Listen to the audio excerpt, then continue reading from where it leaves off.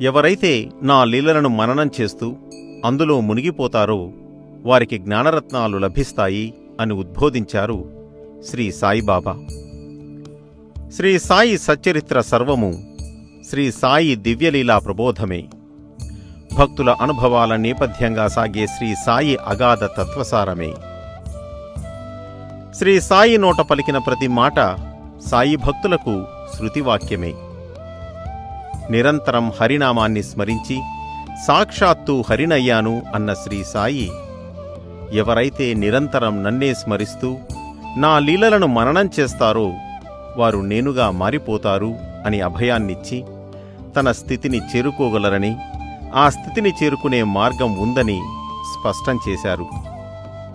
శ్రీ సాయిబాబా అభయం అక్షర సత్యమని నిరూపించిన మహామహితాత్ములు పూజ్య శ్రీ సాయినాథుని శరత్ బాబూజీ.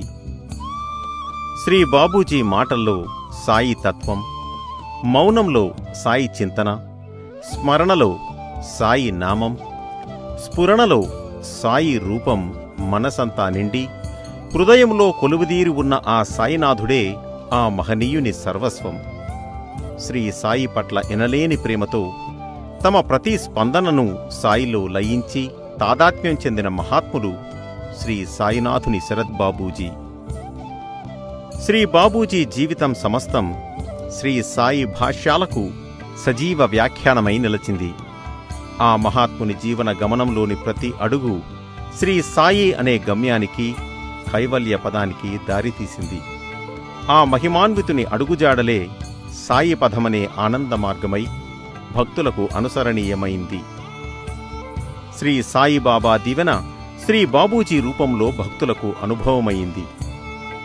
శ్రీ సాయి అనుగ్రహానికి, దివ్యత్వానికి, ప్రేమకు నిలువెత్తు రూపమైన పూజ్య శ్రీ సాయినాథుని శరత్ బాబూజీతో భక్తులకు గల అనుభవాల, అనుభూతుల, మధుర స్మృతుల సమాహారం ఈ సాయి దీవెన. తమ జీవితాలను ఆనందమయం చేసిన ఆ మహాత్ముని ప్రేమను చవిచూసిన అశేష భక్తజనావళి గుండె చప్పుడు ఈ సాయి దీవెన. భక్తుల జీవితాల్లో ఆనందాన్ని పరిమళింపజేసి విరబూసిన అనుభవ సుమాలతో ఆ మహనీయుని పాదాలకు చేసిన అక్షరార్చనం ఈ సాయి దీవెన. తమ జీవన జ్యోతులను సాయి అనుగ్రహధారతో వెలిగించిన మహితమూర్తికి భక్తులు హృదయ జ్యోతులను హారతిగా చేసి అర్పించిన నీరాజనం ఈ సాయి దీవెన.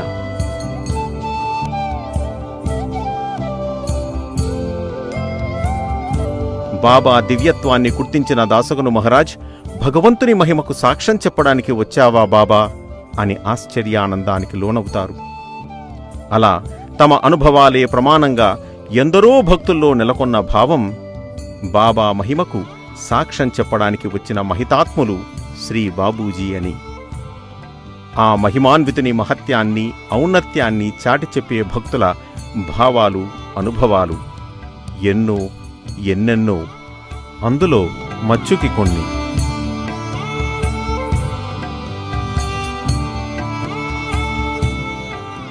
మానవ